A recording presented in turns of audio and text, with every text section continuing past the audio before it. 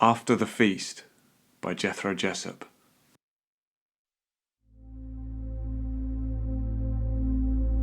Once his name had been Marcus.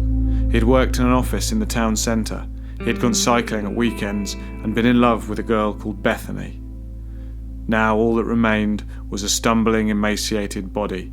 Its limbs still hung with the last tattered remnants of a good quality grey suit. The fabric was dirty, torn and stained from months beneath the elements and 100 struggling kills. Down his chest, the once white cotton was peppered with holes, courtesy of a young man who had fired too early and been too slow to reload. Though that young man's blood was still sticky on its fingers, the body that had once loved Bethany was hungry again, and it shuffled silently forward, following the bright trail of scent, alone in the crowd.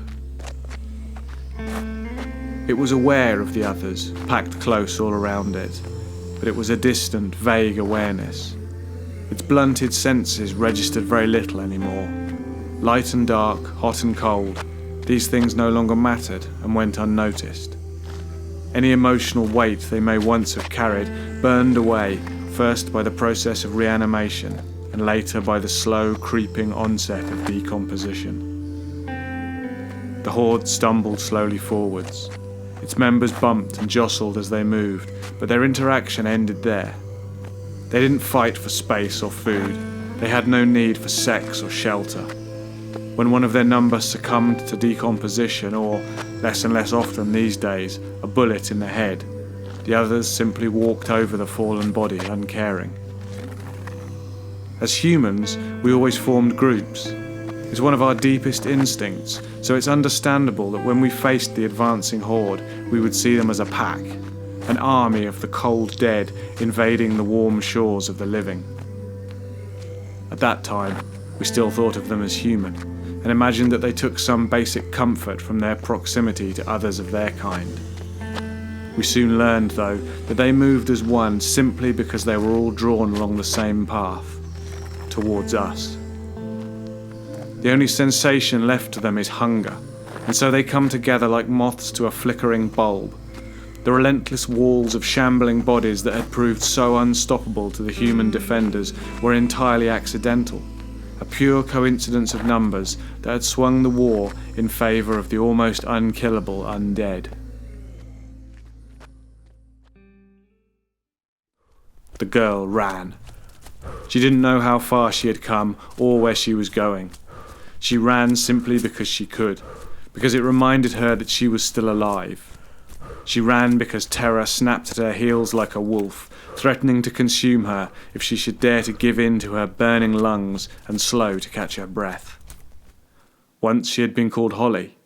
She had had a cat called Milo and a son called Toby who was just learning to walk. That was all gone now. Now she was just a survivor.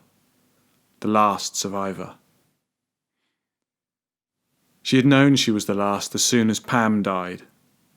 They had only wanted to rest for a while, an hour or two at most, but neither of them had slept for days, and the air in the barn had been warm and still smelt faintly of horses.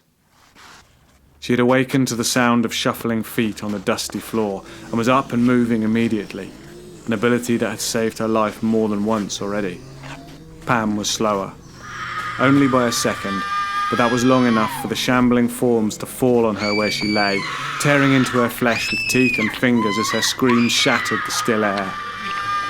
It was over mercifully quickly. One of the creatures must have found an artery, because, with a last gush of blood, silence descended, broken only by the thick, wet sounds of flesh being torn from bone. Holly had turned back and stood frozen to the spot, ignored for the moment but unable to run. At the back of her mind, her first thought was, how could such a small body hold so much blood? And then the silence washed over her. She had seen people die before, people she had known longer and cared for more deeply than Pam, but this time was different. She felt the other woman die, felt her pulled away like a magician's silken curtain to reveal emptiness. She had never understood just how connected each human being really was, how each mind, each soul was intertwined, reaching out unconsciously to every other as plants reach towards the sun. She had learned over and over in the past months that life is full of things you never knew you had until they were gone.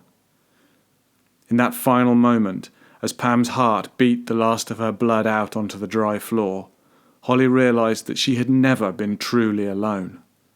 Some deep, primeval part of her had always been aware that she was part of something larger, that whenever her soul cried out in fear or loneliness, it would find some small comfort in the murmur of others around it.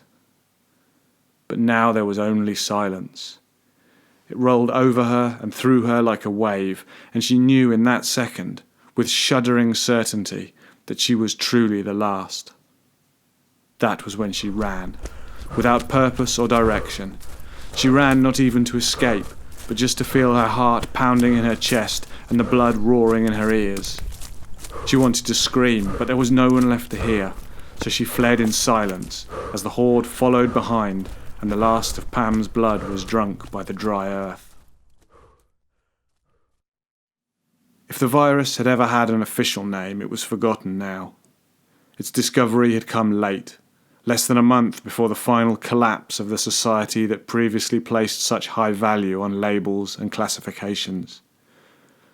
Now, if it was referred to at all, it was simply the virus. The process by which it killed its victims was well known, a gradual thickening of the blood until the heart was unable to function. But the mechanism by which it then reanimated each victim was never discovered. The only small mercy granted to us, though in reality it only extended our suffering, was that the horde was slow. The virus could deliver energy to the muscles, but the flesh, though infected, was still dead and physically incapable of any movement other than a grotesque stumble. Any healthy survivor could outpace the horde with ease. When Holly could finally run no more, she fell to her knees in the tangled grass at the side of the road and seemed to be free of pursuit. She knew better, of course. The horde were blind and nearly deaf, but the virus enhanced their sense of smell far beyond anything their bodies had ever imagined while they were alive. Her flight from the barn had left a trail of sweat and terror that the horde would be following even now. The stink of life was like a beacon to them, and now they had her scent, they would follow her unfalteringly. She pushed herself back to her feet, realising that her bladder was uncomfortably full, yet resenting even the moments it would take to relieve herself. Every piss in a bush, every hour of restless sleep snatched in an abandoned car was time when the horde was moving and she was not. They didn't tire. They never halted in indecision at a fork in the road. Abstractly, Holly wondered if their hunger pained them. Then she remembered the sounds of Pam's body being torn apart and pushed the thought away. The road she followed was mostly clear, and she made good time, letting the hollow rhythm of her steps drive out the thoughts of what lay behind and ahead of her. When she reached the gully, she paused momentarily, trying to decide the best place to cross. The rains of previous months had been torrential, and here the water had washed away the road, leaving a sandy scar, its edges jagged with shattered tarmac. Holly picked her way along the lip until she found a place where the bank was shallower and stepped down. The gully was dry now, the bank soft and sandy below the road's surface. She had faced far greater barriers in the past, but now, as she stepped down, a chunk of rubble rolled beneath her foot, and she was falling. She heard the crack as her ankle broke, a second before the pain hit her, and then she screamed. Though she was alone in the world with no one left to help her, and no comfort to be found, she clasped her hands to the ruined joint and screamed her agony into the empty sky. The scent was stronger now, fresher, and becoming more complex as additional threads of fear were interwoven with those of sweat and old dry blood. The quarry had slowed, and the horde was gaining, pushing relentlessly forward, closing the gap step by lurching step. If the individual bodies of the horde were capable of such, they would have described the scent as maddening, as filling them with a hunger and a desire that consumed them and drove them in a way that only the most dedicated junkie in the depths of their addiction could have begun to understand. But such thinking was beyond them. The thing which had once been Marcus could no more have formed these ideas than a shark could write a poem about the smell of blood in the water. If there was something subtly different in the trail they now followed, a certain clarity to the threads that had not been sensed before, then it went unheeded. Had they possessed memory and the power to use it, they might have noticed that the bodies in the rear of the group, those most damaged and closest to collapse, were following the trail with the same focus as those newly animated in the front line. They did not linger, casting around for other scents and peeling off in small groups when a new quarry was located in another direction.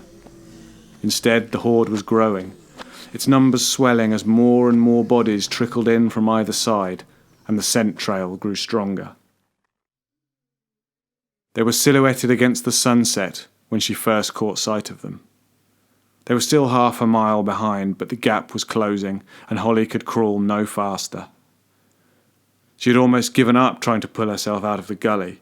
The pain in her shattered ankle had been relentless and absolute. She blacked out twice, each time waking with a jolt of terror, expecting to see the horde bearing down upon her. At last she had splinted the break as best she could, using her bootlaces, bra straps, and a shattered pallet abandoned on the far bank. The result was not far from useless, but it kept the break rigid and allowed her at least to crawl. Every few minutes she glanced fearfully over her shoulder, and each time the horde were closer.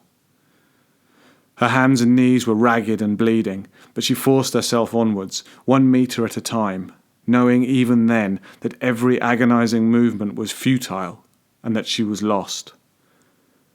It was almost comical.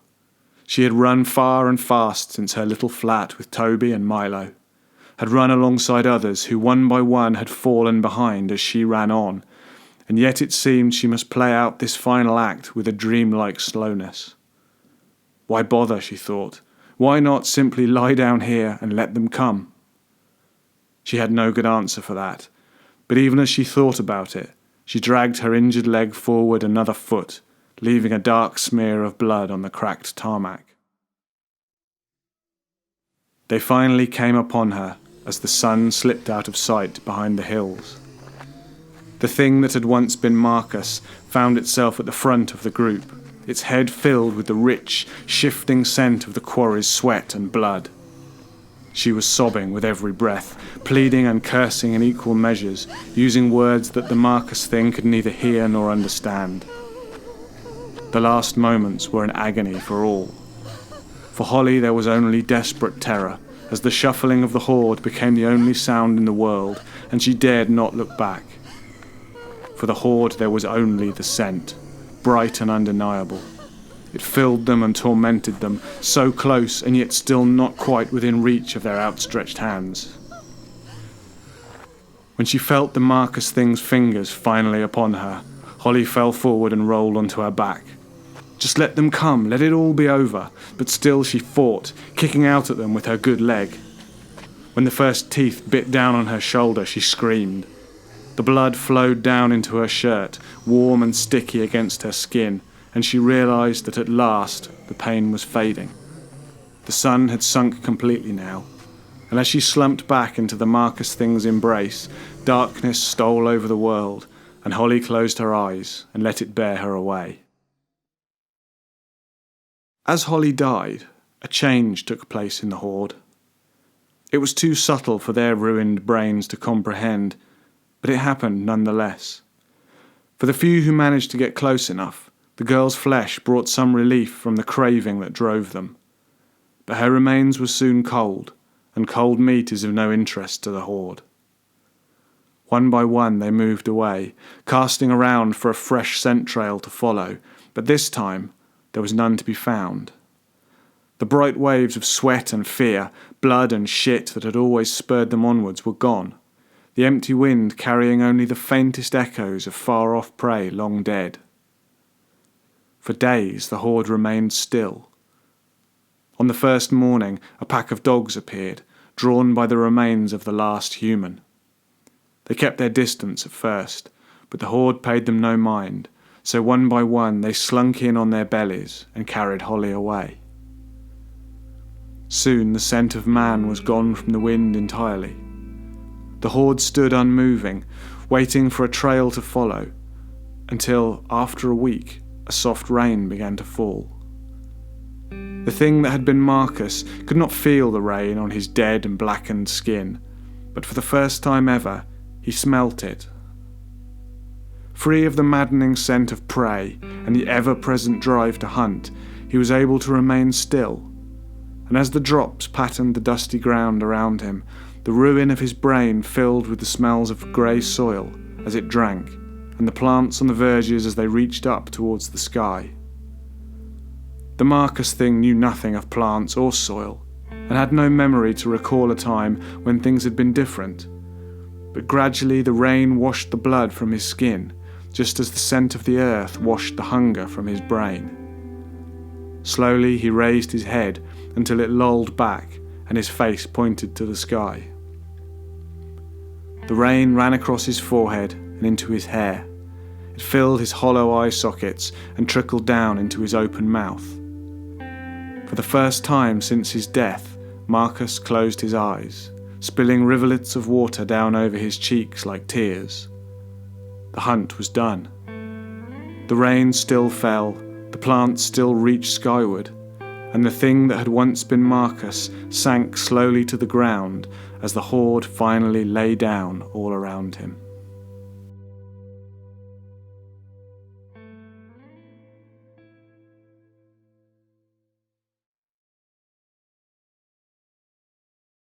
After the Feast, written and read by Jethro Jessup, originally featured in Volume 4 of Verse Publishing's The Dead Files. This recording was made for Old Words Home using sound effects from freesound.org and music from bensound.com.